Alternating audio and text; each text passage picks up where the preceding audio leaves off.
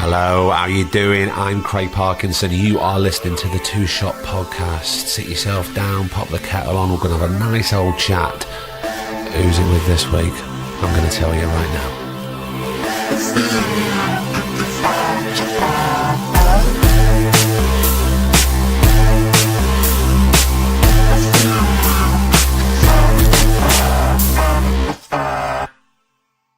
How the devil are you?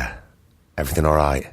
Are you easing yourself into the new year, okay? Because it's a funny time, January. We've got that, that pre-Christmas excitement. Then we've got Christmas Day itself and New Year. You're doing that, whatever you do. I chose to fall asleep on the settee, but each to their own.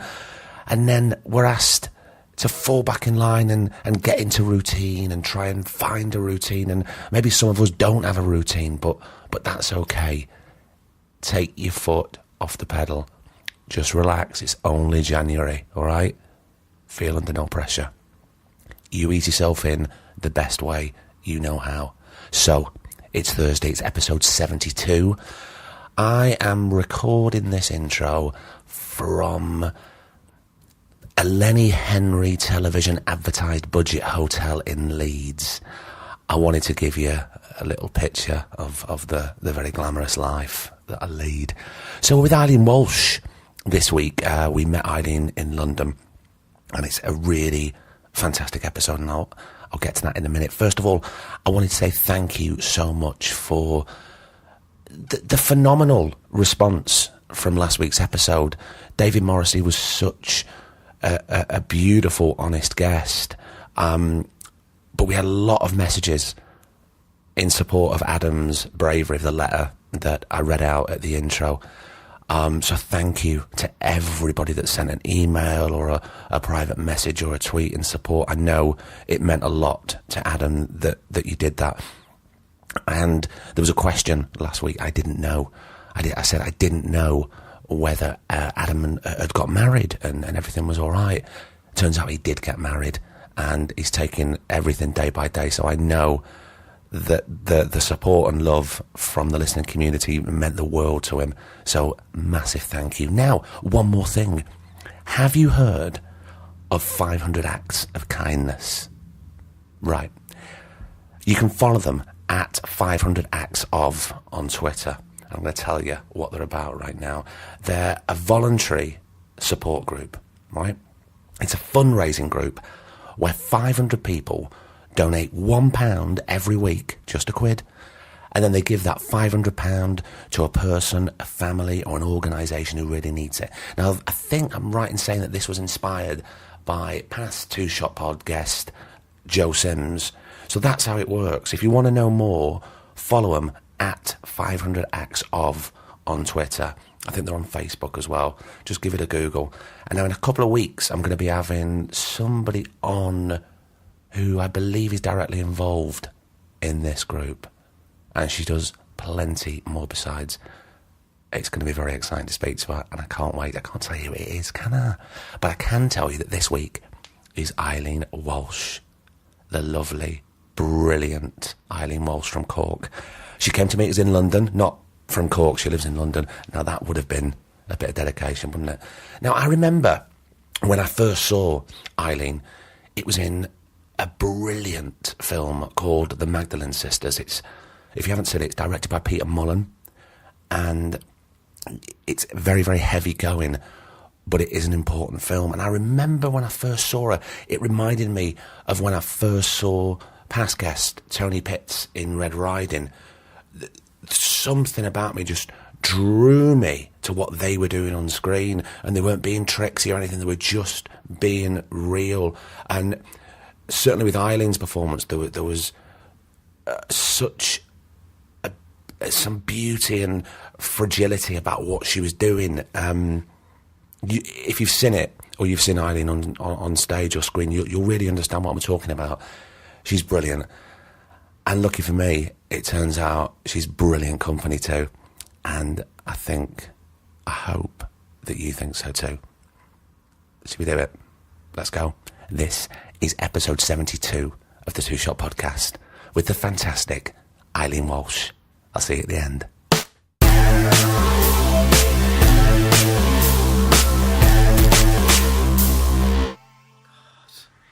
I see you've got one of the Steve's Yeah. advent calendars. So great. I brought it with me because I've been taking a photo every day for a few mates of mine. I've been playing a game. If you guess right who it is, then you get a point, and then whoever gets the point at the end of Christmas Oh then my wins a God. prize. So I have 2 girls, and Ethel has an advent calendar.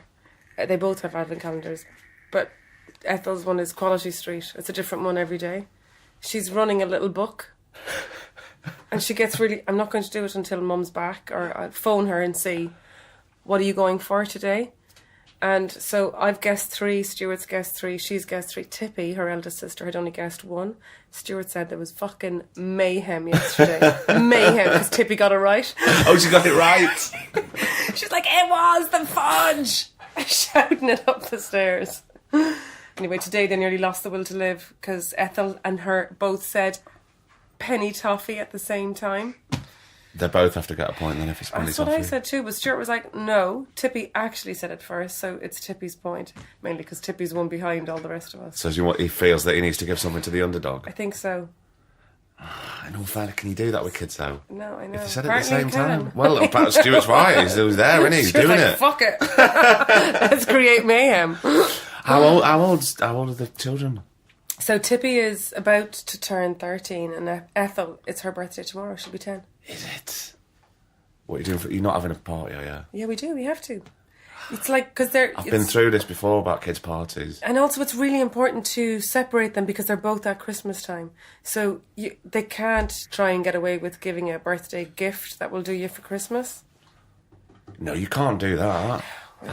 That's just mean. And also, kids are super smart and they go, oh, hang on, just don't like you anymore. Don't try and mug me off with one present. Yeah.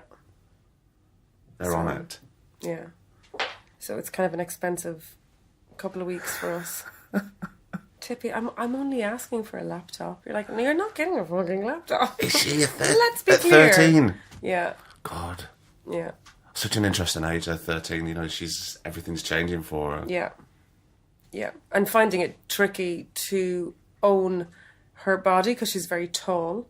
So she her arms grow at a different rate to the rest of her. So she's really quite gangly, doesn't know what, you know. God, I used to walk like that. Yeah, I kill her for that. All the time. Yeah.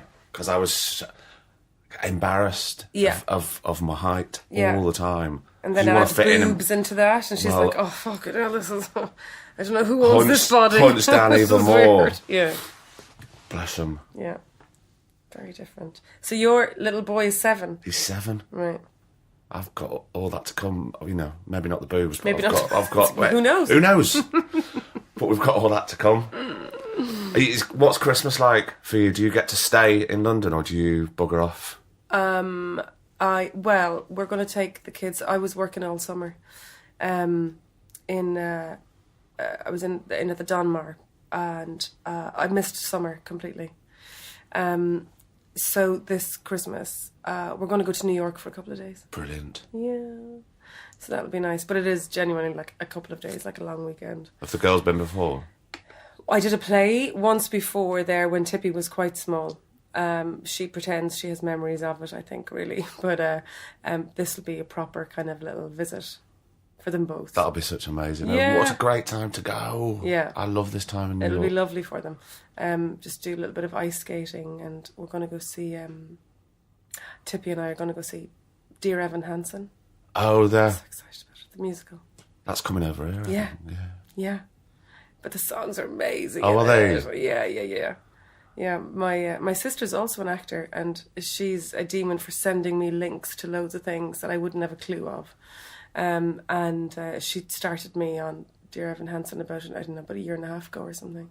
Is it Catherine? Yes. See, upstairs Very for thinking, good. downstairs for dancing. Is she older or younger than you? Older. Older. By how much? 8 years. Yeah, I'm the baby of the family. Or was it just you two growing up? No, I'm the youngest of 6. The youngest of 6? Yeah, it's a proper Irish family. My God. Yeah. And my eldest sister, Mary, is a teacher of secondary school boys. And then Catherine's a twin with Michael. Right. The rest of them have proper jobs. Michael is an IT consultant, and our next sister, Bernadette, is a social worker in child protection. And then there was another little girl, Elizabeth, who died when she was about, 5 or 6 or something. Right. And then me. And you're based over in London now? Yeah. And are they here, or are they back in Ireland, or are those spread out yeah, everywhere? spread. So Burr's in Australia, and Michael had been living over here for about 15 years or something, but they've gone back to Ireland as well. Had enough? Yeah. Well, they had 3 girls as well, and I think they suddenly went, you know what, we want to raise them nearer family, and so they're back in just outside Cork in Limerick. That's it really. Me and Bernadette are the 2 that are away. And how was growing up in Cork? In such a big family? It was good. I was thinking about this the other day. So when we were going to school, we went to... the school was mixed up until you were about 7.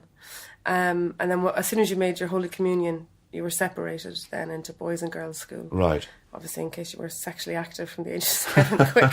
She's a very sexy child, separate them. But our teachers used to smoke in the classroom. In the classroom? In the classroom. We had a teacher who used to chain smoke. And I remember being very little and watching her light one off the other and then out it and, keep that up. And of course, she had an amazing voice. From shouting at the kids and smoking. It was like hellish. But anyway, she loved drama. And my sister was the same in that she had her, a few years beforehand. She loved drama, and she would always make time every day for some drama exercise in the class. But it was always very strict, so you were kind of terrified of her. So it was kind of an attempt at allowing creativity, and yet it was... restricted. Incredibly stifling, yeah. Stifling from her fags, and never mind the attitude towards it. And, so then there was one day where she had us all lined up around the room. And now, I don't know if when you were at school, right? When you were at school and you had to line up around the room and do times tables, you get the odd girl who might wet themselves from fear, like. So... you'd be standing there listening out for the little trickle. So that was my introduction to drama. But one day she stood us around the room and she said, I hope you all practiced, that she had sent us home to try and mime something with our hands. And I was like, oh no, hadn't done that. So I quickly put my hands in a shape, and then she came round and her idea was that I'll guess what each of you are doing. And so she said, you're playing tennis, or you're, writing a letter. Very good. And she came to me and she said, teacup and saucer. And I went, yes. It was a total fucking lie. Because in my head, I was doing a matchbox and matchstick. But I knew it was much safer to go with whatever she thought than admit to what I had done. I thought, that's probably my first memory of acting. Just quit it's shit, the first make lesson. it up quick. Yeah, whatever you think it is, that's what it is. Very yeah, good. Well done. Yeah. For growing up was, that's one of the first memories that came to me, connected to acting. But growing up in our house was very much, it was quite strict, having 5 girls. 4 girls and 1 boy. Yeah. It was very Catholic. We lived with our grandfather. We knelt down and did the rosary every night. And you're obviously going to church every Sunday. Going to church every Sunday. We all sang in the choir. I loved the choir.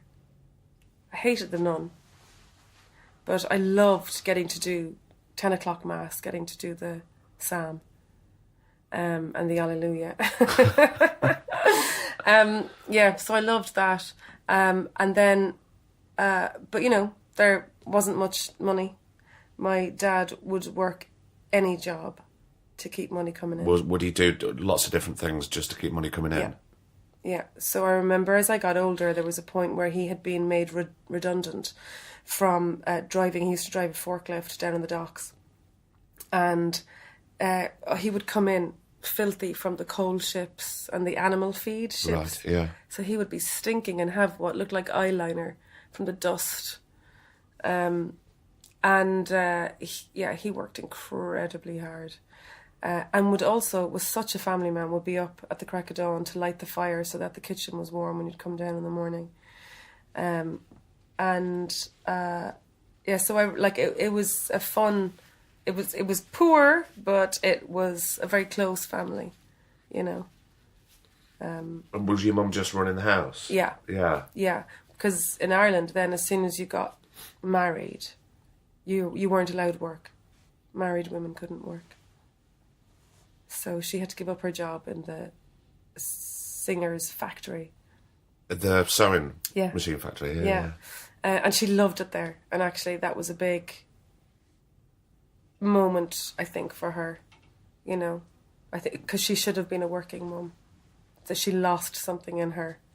Within herself, like within a spirit, you mean? It's because as much as she was supposed to want to stay at home and be, I don't think she, you know, I think she lost something. And then she gained it back eventually. By the time I was in secondary school, she started back into this thing that's like, it's called the ICA. It's a bit like the Country Women's Association, you know, the WI. Right, here. okay. And she met up with loads of women that she had been in school with herself, and who all similarly had lost their working lives, you know.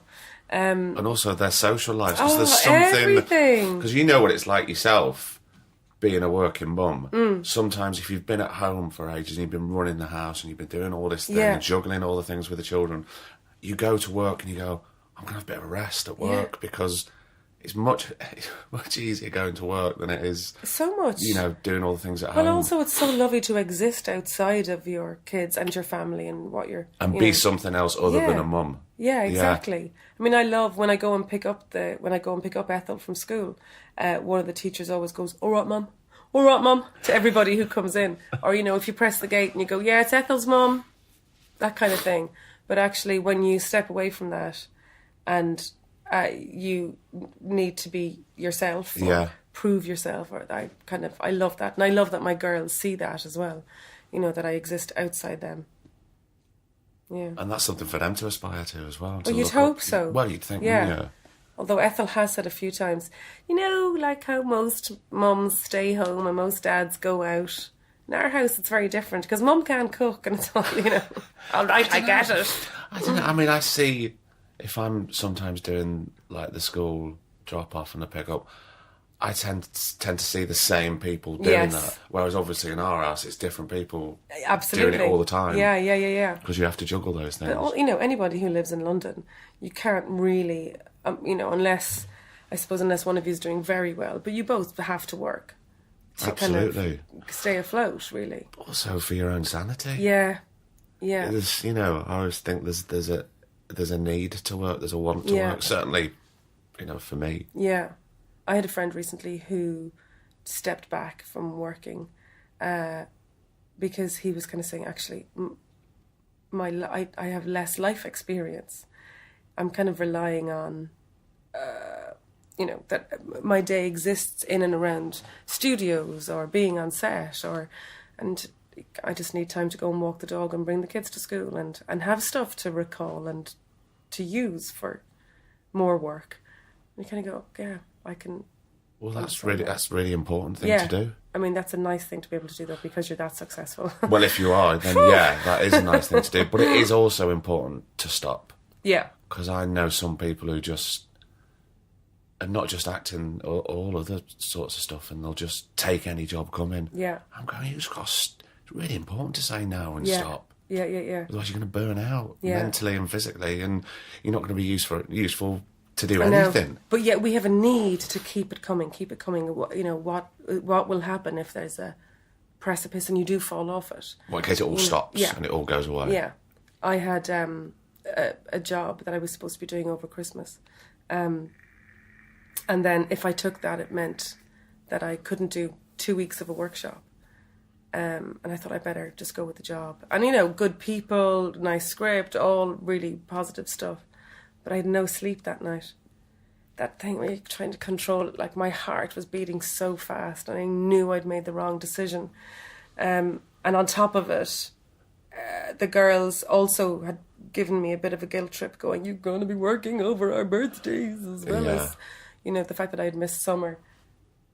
And I didn't sleep a wink. And I thought about getting up at about 4 o'clock. I was going to write my agent a quick email. I thought, no, it's fine, just deal with it in the morning. And I sent her an email in the morning just going, I don't know why. I need to not do that play. I need to pull back from it. And actually the main thing is, I obviously need to spend time with the kids, but I need to do that workshop. Yeah. Creatively, that's the thing I need to do right now.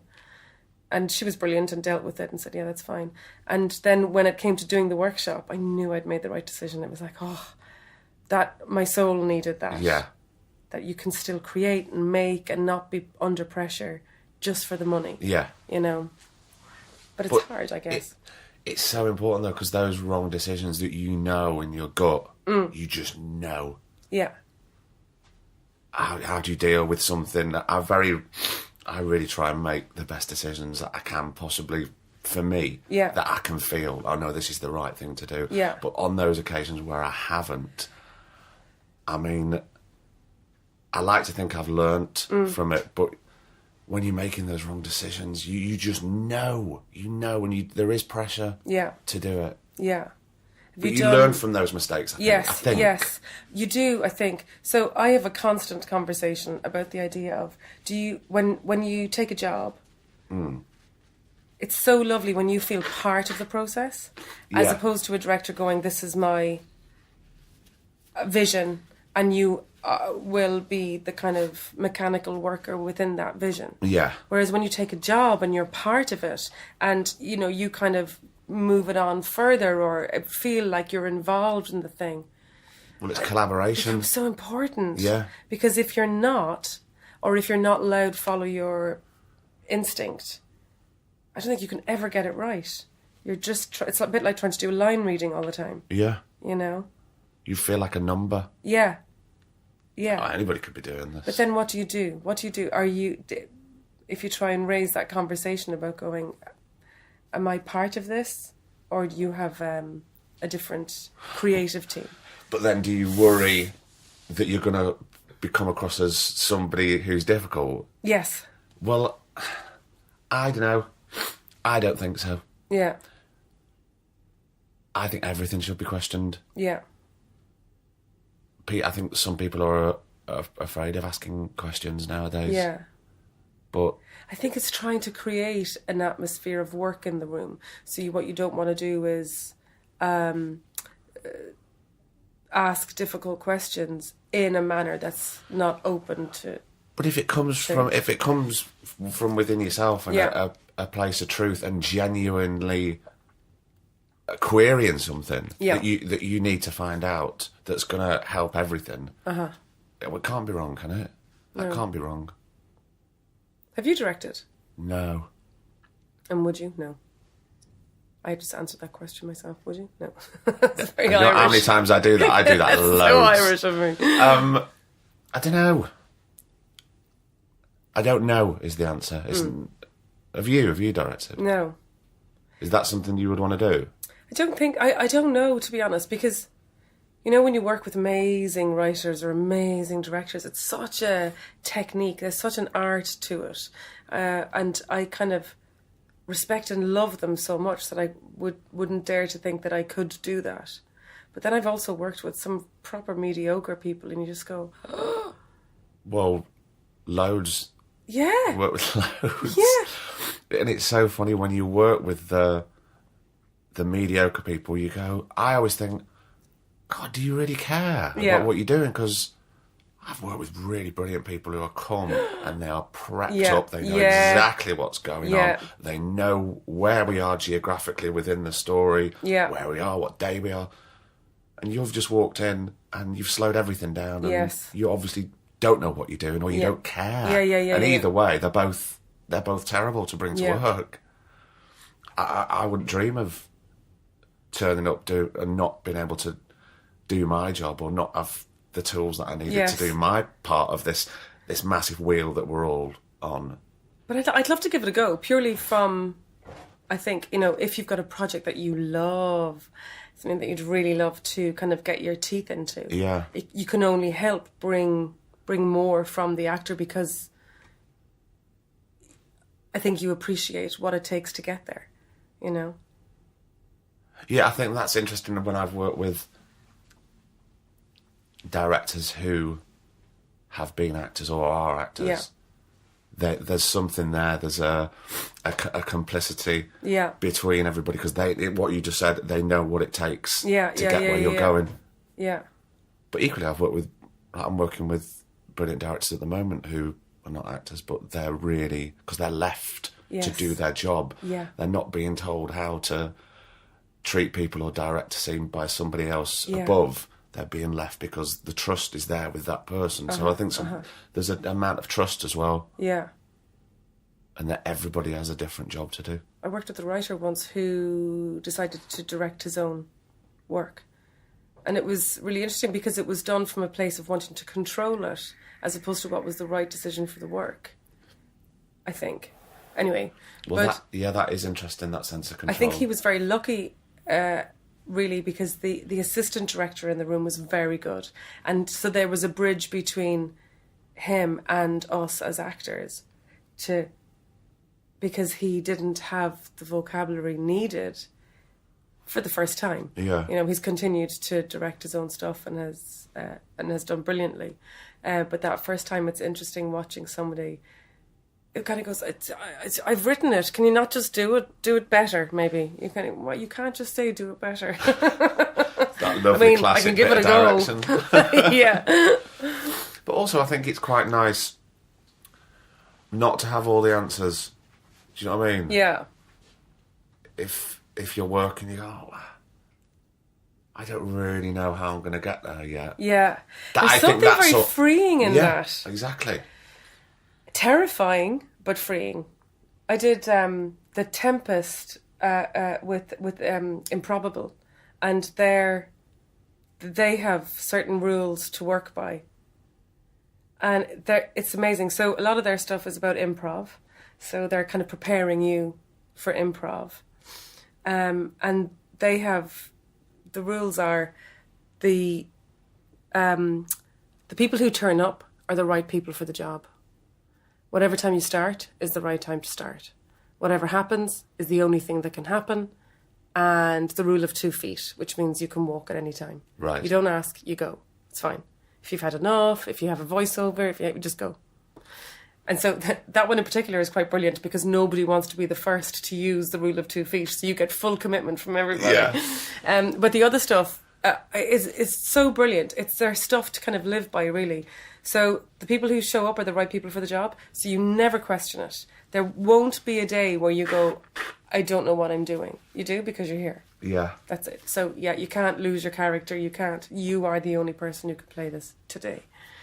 The right time to start is all about the fact that just because we say we start at 10, maybe when we come in, we discover that actually you broke up with your girlfriend last night, and that kind of changes. We just need to talk about that for a bit longer. And that feeds into your rehearsal, and that's okay. And how does that, and suddenly maybe the scene feels a lot lonelier. Maybe that's okay. And then the other thing then is the only thing that can happen is whatever happens is the only thing that can happen. So if the water drops off the table, keep going. What's the next line? How does that affect the scene? How does that change things? And actually, there is such a freeing aspect to it because there is no right way. It just is changing every single time. So it meant for something like The Tempest and Ariel. Ariel's magic changed every night. There was different entrances and exits, so people had to watch out for where she was coming from, and people, that I could put them to sleep in very different ways every night. And it also means if you forget a line, it's all right, forgive, move on. Yeah. Here we go. That's meant to happen too. And it's one of the most freeing things I think I've done and felt like you can bring it into other work. And also keeps it fresh and exciting. Yeah. That is so freeing. Like there is no wrong. No. It's all meant to be. Yeah. And I suppose, the nerves or the kind of stage frighty fear that we all get, it's a really good way of kind of managing that, You have to keep those things under control. Yeah. Because they can run away with you. Yeah, they can, yeah. Oh, it's awful, isn't it? Have you ever had that bad? I had it. So I did Disco Pigs years ago, and Disco Pigs is just 2 people, and it was a very small theatre company that did really well, and suddenly we were kind of propelled into big tours and massive spaces, and there was no self-care involved. We were all out drinking all the time, and do you know what I mean? Yeah. And it was a full-on wild kind of show at a kind of 100 miles an hour. And by the time we got to Toronto, I think it was, I remember having palpitations and not wanting to turn around, because I knew as soon as I turned around, my monologue would start. And that kind of fear of, I don't know what's going to come out. Yeah. And you would just, and feel a little vomit, and the words would come. And that was terrifying. But it's those few seconds before... Where you live a whole life in those few seconds. And it all goes. Yeah. And you just feel like you could run from the theatre with your hair on fire. I always have an image of my hair on fire. It's like total comedy down the street. Just plumes of smoke. Yeah, where you've left. yeah. She's gone that way. And then I did a Marco Rowe show, Terminus, which was 3 of us and monologues again. But it was this his writing is so amazing. But it was all rhyming. Oh, God. And so, you know, like if you think, oh, what's the word? What's the word? You can't put in a different word. You can't put in pullover because it doesn't rhyme. Jumper is the word that rhymes. Why can't you think of jumper? And I remember coming off stage and vomiting. That was pretty intense. And yet, they're really successful shows. Mm. But I think your brain just goes, you can't take it. Do you still feel like that now? With things, with any jobs? Do you have that question? That's something inside you? I have to try and control it, yeah. How do you control it? But I think by those rules of going, it's all right, that's meant to happen too, and, you know, trying to bring it back in, trying to control it in that second. So you take those rules there useful. And incorporate them into other jobs? Yes. Yeah. Seems pretty sensible. Like trying to squeeze it out. A friend had said to me, do you know Niall Buggy? Yeah. Gorgeous Niall. So I was doing Lady M, and I was in a panic. I'm always in a fucking panic, obviously. And I said, I can feel myself not wanting to kind of go through onto the stage. And he just said a brilliant thing, and he said, you know, you must leap, darling, because theatre will always catch you. Good old I was Niall. like, oh my God, that's beautiful. I'm going to keep that with me. So that's quite a handy little thing. And coming from him as well. Yeah. He knows his shit. He does, yeah. Can we just go back to school? Yeah. Were you academic? I loved English. I loved writing. I loved poetry. Were you supported at school for that, for poetry and Yeah, because writing? my sister was an English teacher, so she supported it more than anything else, really. But I wasn't very good at studying. I didn't really enjoy that. You know, didn't really enjoy school itself. Was it quite strict, your school? It was nuns, but then the girls in my class were wild, because it was towards the end of that school was going to close in the following 10 years or whatever. Right. I remember that there was girls coming in, and they had done E in the morning. Like, what? No. Yeah. We were sitting next to you going, are my eyes like basketballs? That's one of the things I remember going. And I had, yeah. But it was strict, but there was a couple of, like, yeah. I think because all my sisters had gone to that school, and, you know, it had been a very successful school for the amount of people, bless you, going to college. Yeah. And, you know, for a kind of rough enough inner city school, it did very well for that. But anyway, as I went through, it was slowly declining, really. So yeah, I wasn't really that interested. I kind of barely... Was it a scrape by thing? Yeah. And then I got accepted into Trinity in Dublin to do the drama course. And did you know at this stage, this is something you wanted to pursue, to be an actor? I was doing like Saturday morning workshops, and I loved those, and they really fed my poetry love. So I was writing a lot about AIDS. AIDS was big in Ireland, you know, with the old AIDS quilt tour and all that stuff. And K.D. Lang. Oh, God. So I did a lot of poetry about that. And then one day, this teacher came in to take over the Saturday morning class from my usual. And she had us all be washing machines. And I remember thinking, that's not drama. Right. Drama's like the AIDS, the cancer, the dying, that stuff. And I was, sitting on the floor being a washing machine. I thought, actually, this is quite good too. And then I started. I'd been accepted into Trinity, but I was very young because of being the sixth. I was shot off into school ridiculously young. I must have been about 3 starting, because I was just 17 when I did my leaving cert. Were you? Yeah. So I was very young. But anyway, so got into Trinity, and then my parents said, maybe we don't need another actor in the family, actually. Right. Why don't you try and get better results? So I started to repeat my leaving cert. Instead of going to Trinity? Instead of going to Trinity, I kind of asked them to keep my place for a year. And then it was that year that the little Saturday morning workshops that I'd been doing were holding auditions for a Dublin theatre company that had come down looking for young ones to do a Gina Moxley play called Dante Dan. And then I got that.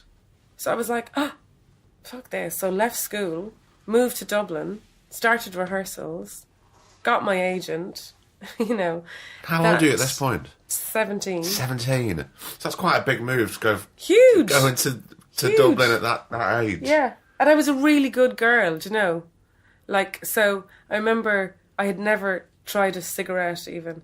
I remember buying Rollies, because I was really into REM at the time. And my room was in the attic. I remember opening the attic window and smoking the Rollie out the window and getting incredibly dizzy and loving it. And then that play went to the Hampstead over here. So they put me up in a lovely little council flat in Camden. I just thought, I've arrived. I was sitting down having like half a beer in the King's Head. And then I went back and did Trinity after that. So did they defer your place? They deferred my place for a year. And then Enda Walsh had seen Dante Dan. And then Enda approached me about doing Disco Pigs. Whilst you were at Trinity? Whilst I was at Trinity. So my first summer off from Trinity, we did Disco Pigs. So while you were still studying at Trinity, you went off and did Disco Pigs? Yeah. Bloody hell. How was Trinity? How did you find it? It was intense, but I loved it. There was only 10 in our year. That's amazing. How small was that? Just practical as well. So there was no essays or anything like that. So it was just dance class and voice class, and that was amazing. But a huge ask of anyone. So when Disco Pigs went to the Dublin Festival, they only allowed me work under the agreement that I would go do the play and come back and finish college each night. God. So that was kind of tough. But then at the end of my second year, Disco Pigs went back on tour. So I went kind of just straight into it. So was it only 2 years, the course? Yeah, it's now 4 years. It's a 4-year degree now. Oh yeah, it's all changed now. Yeah. But there's no way I would have lasted 4 years. I wanted to be working. I didn't really want... As much as I loved learning, and kind of getting to know your body and all that kind of stuff was fantastic.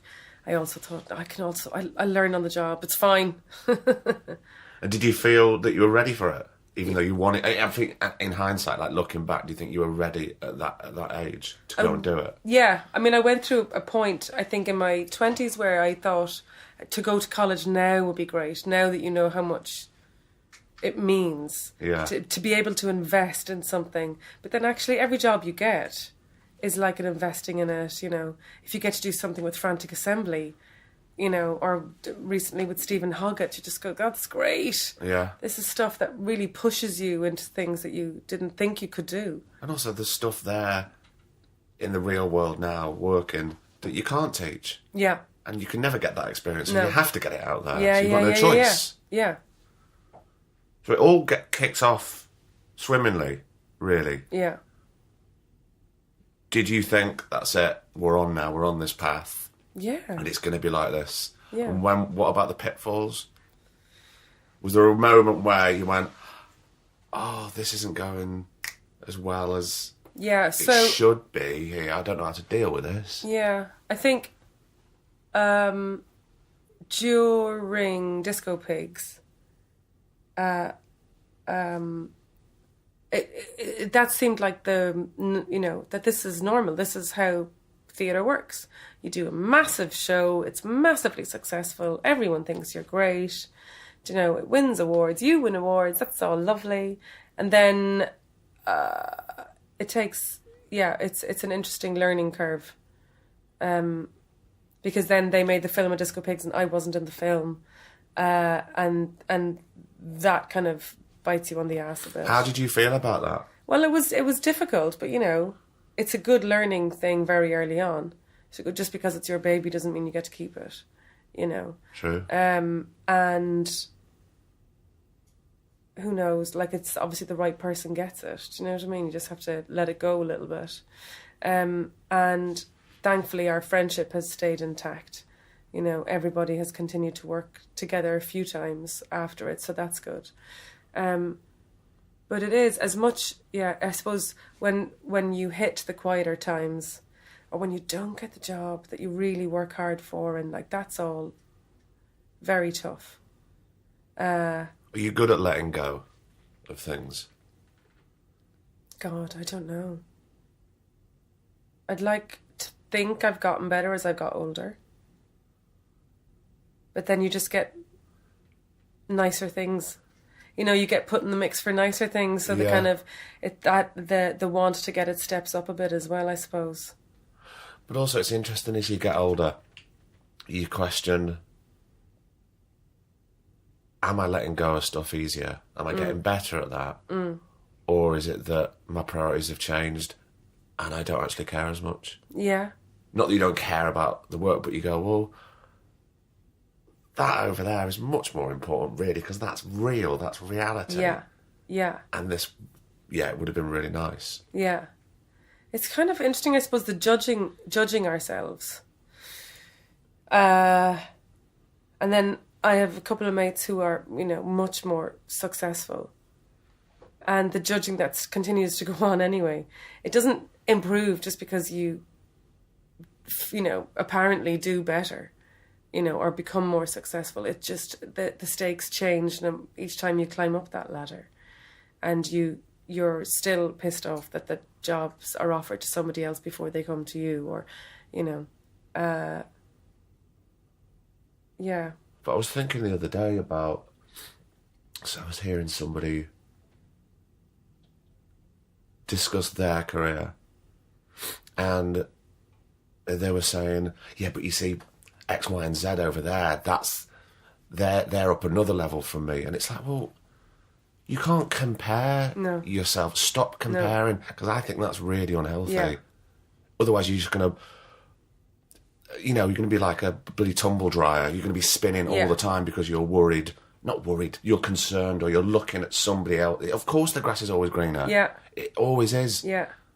But I also think, a very old school, very old-fashioned thing is, like my dad would have said as well, actually, that's great you got that job. Who knows what this will lead to now? And then at one point my mate said, and she's a bit older than me, and she just said, no, this is what it leads to. This is it.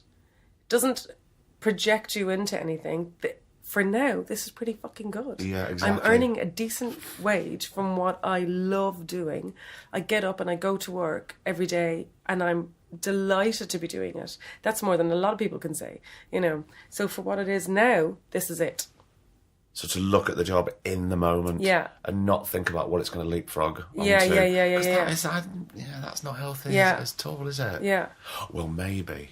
Well, because a younger actress recently said to me about taking a job at the National, actually, and she was like, because surely that will mean, and I was like, it doesn't. It's a brilliant opportunity in itself. It doesn't then mean you're going to be cast at the National for the next 10 years. No. Or that suddenly the court will go, oh, yes, we must get her on board for forevermore.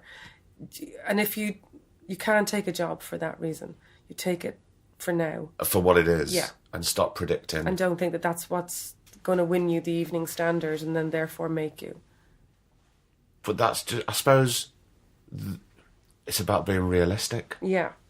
And that comes with age. I've just dropped my mic. But that comes, doesn't it? Yeah. Just be realistic. Yeah. Yeah, it's funny because Tippy, who's nearly 13, she would love to be an actor. Oh, would she? And by Jesus, am I fighting it all the time. I'm kind of going, because I don't want that for her.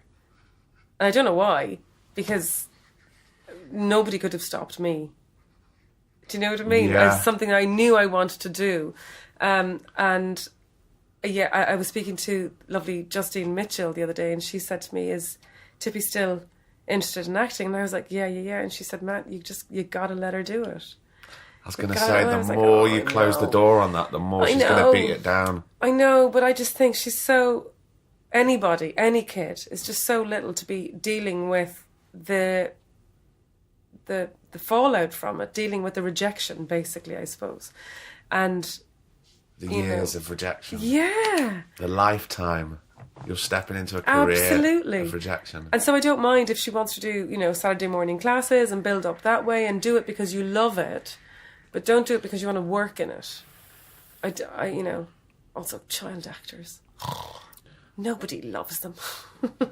No, I don't think they do. Nobody loves a child actor. I dislike the parents of them more, I dislike the parents of them. Oh, because huge. they probably don't even want to be doing it. No. It's the parents who want to do it, who want to do it, and weren't allowed to do it, so therefore they're going to push these awful children. Awful children. And so I just think, no, maybe I think it'll reflect badly on me, so you can't. but I think it would boil down to the worry of you as a mum to have that. If you're stepping into this arena, honestly, I could tell you so many stories. I know. And so therefore you really have to want to do it. Yeah. To face that. But I think in that predicament, it's about getting to a certain age where you go, right, well, I've been trying to stop it for so long and there's nothing more I can do. Yeah. But now you're old enough to step in. I'll be here to catch you. Yeah, please stop doing drugs. Do acting now instead. or just do drugs. Yeah. And don't do acting.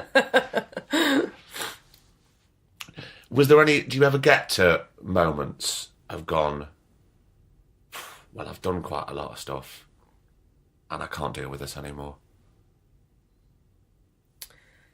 I mean, we all think about it at times. Yeah, we do, don't we? But do we really mean it? I crave control. But how do you deal with doing what you do then? Because we don't have any. The only control we have is when you get to a certain success that you can actually go, no, I'm not doing that job. But I even think you don't have to get to a certain level of success to say no. I think more people should start saying no at an earlier age. I know it's scary. And it's a terrible thing. It is scary, but also when you need the money, you don't have much chance to pull back and say no. I know. That's fucking hard. But about 4 years ago, I went through a quiet patch. And when you say quiet patch, how long? Oh God, like 6 months or something.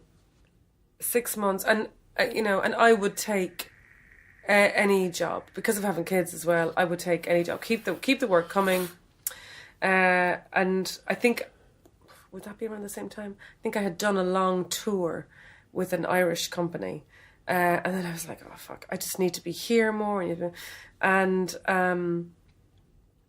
that was a difficult decision to turn down stuff there. So then I went through a fallow period kind of here. Is fallow right? Fallow's right? Fallow's right, yeah. Yeah. Okay, good. Not great on my farming. We don't use it a lot. But okay. I think we should. Or I could say I was unemployed. Let's go with fallow. I like fallow. Unemployed. But anyway, so I'd been doing spin classes, and the woman who runs the studio, I got on really well with her, and I thought, fuck it, out of the blue, I just texted her and said, do you ever do pro bono work for a fallow person? And she said, yes, please, because she was on her own working in this tiny studio, you know, building up her client base and whatever. And she said, yeah. And so she trained me. And it was the best decision I made, because mentally, it was so good for my mental health to go and do 2 hours every day on a bike, work out really hard, decent sweat going on. And it gave me control. Gave me control because eventually I was able to earn some money from it. You know, it's not a huge amount of money, but you're working out, you're getting your confidence up. Yeah. And so that when an audition does come in, you don't feel like, oh, I've just been eating custard creams and watching Trisha. And you're dragging all that into the room, yeah, whether you know it or not. And interestingly, did a Q&A one night when we were doing Aristocrats, and Josie came in. Josie, who runs the Denmark. O'Rourke, Eileen, thank you. Even Rourke, not O, because I was making her Irish there. Let's not make her Irish.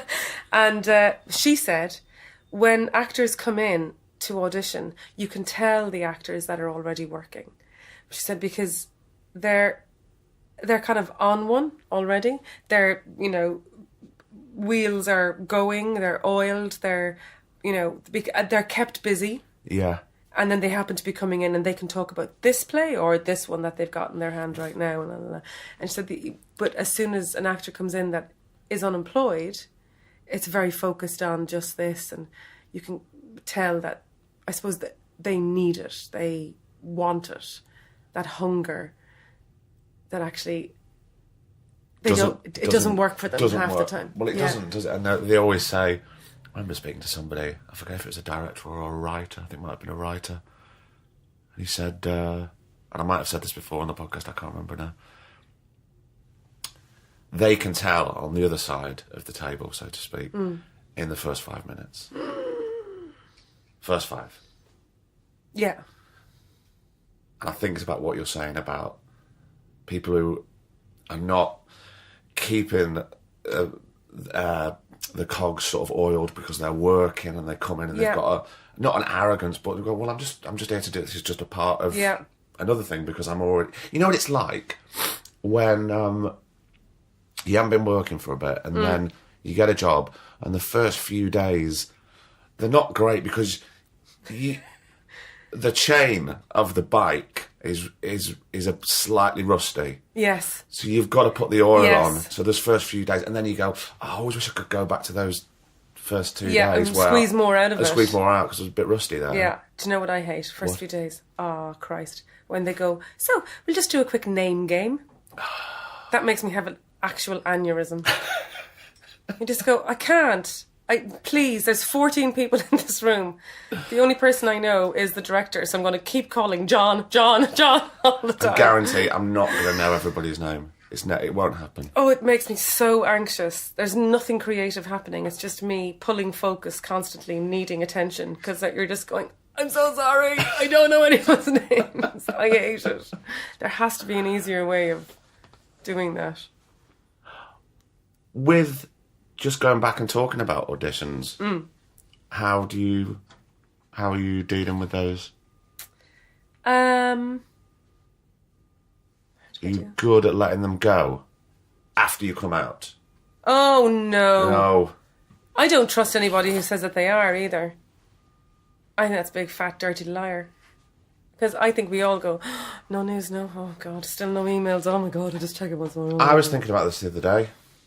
And I was going, as soon as I come out, I might not think about it 2 hours later. That's when I think about it. Yeah. Because I think subconsciously I've been replaying it. And then I go, oh no, why did I say that? Oh my God, I did one recently and I came out and phoned my agent. And I think I've forgotten how to act. It's like, that was the worst audition I have ever done in my life. Why do you think it was so bad? Because, I don't know. He said to me, can you do it again? Do it like, and I kind of did it exactly the same.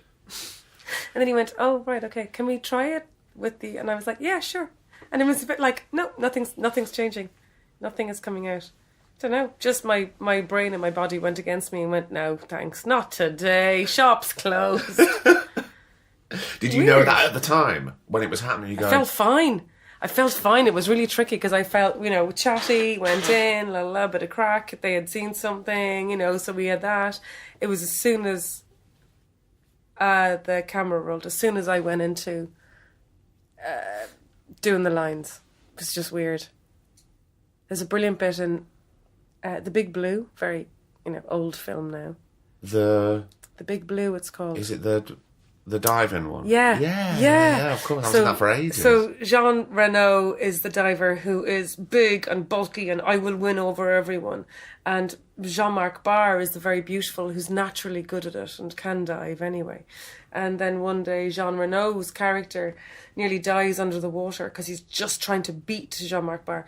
And they bring him up to the surface and they're clearing him of water in his lungs or something. It's all this.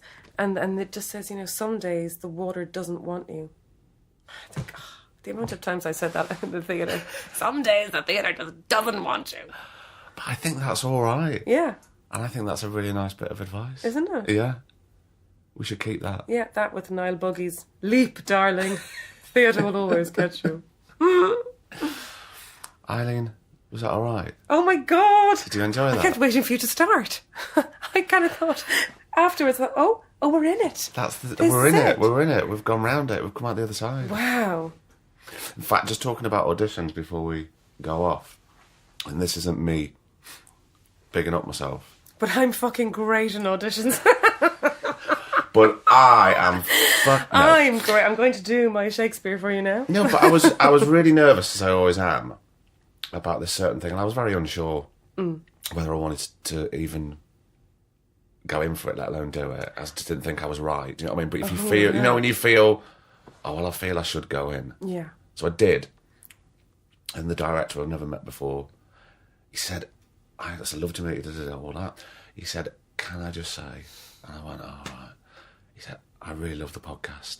Oh. And I went, "Oh, really?" Oh. And honestly, I got a little bit teary. Yeah. Because I went, "Oh, what?" And we spoke about that for 25 minutes. And then I went, "Oh, this. Oh, yeah, well, she did." Well, anyway, so when I was doing the podcast, I was more passionate about talking about the podcast than I was about the actual audition itself. It's funny, but it completely made me, I don't know, something in me that the nerves went, and I just spoke about... How nice is that, something that I'm really, really passionate about because we have complete control over it. And the fact that somebody quite high up in the industry was listening to it, I went, fuck, that's incredible. I forget sometimes who listens and who doesn't. I went in for a theatre audition and I was about an hour in there, I'm not kidding, where the young director, who was so lovely, but said, God, Disco Pigs is like the reason I became a director. This is amazing to have you come in and audition, and thank you so much, and la la la. And I came out and I phoned my agent and I was like, oh my God, that was like an hour. And of course I didn't get it. Oh God. Which is always the way, isn't it? Yeah, so now whenever I come out, if I phone her and go, I think it went well, obviously, not going to get that one, that's grand. It's the ones where you come out and go, oh, that was awful. You can't think like that, can you? And we do. All the time. All the time. Yeah. Thank you for this. This was so lovely. Eileen Walsh, thank you very much for coming on. Thanks, Craig.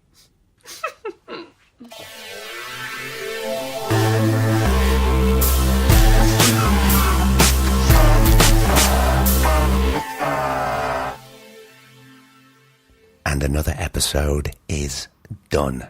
I tell you what, January so far for this podcast is going very well. 2 episodes in, 2 fantastic guests. I hope you enjoyed it. She's just brilliant. She's fantastic. And I think in the podcast we spoke about Eileen flying off to New York with her family. She texted me when she was at the airport. All flights cancelled because of that bloody drone. So she didn't even end up going to New York, but I believe that she is going to go back with the family. Hopefully she gets nice compensation for that. Good stuff, Eileen. And thank you to you for subscribing, for joining in. This is brilliant. So if you want to know more, you know where to find us. We're at 2shotpod on Twitter, Facebook, Instagram. We are 2shotpod@gmail.com. Why do I always forget the email? 2shotpod@gmail.com. You should think after 72 episodes I would be able to just trip off the tongue like that. I just can't do it, can I? It always trips me up. I'm terribly sorry. So, well, that's it. I'm going to leave you for another week. And remember, now it's Sunday afternoon on Twitter, Instagram, Facebook, and we'll let you know who the following week's guest is. Until then, take care of yourself. Have a good week. If you're in the UK, keep cosy warm. I've been Craig Parkinson. He's been producer Griff. And this has been the 2-Shot Podcast. Take care. The 2-Shot Podcast is presented by me, Craig Parkinson, recorded and produced by Thomas Griffin for Splicing Block. Our brilliant music is courtesy of Then Thickens. Cheers.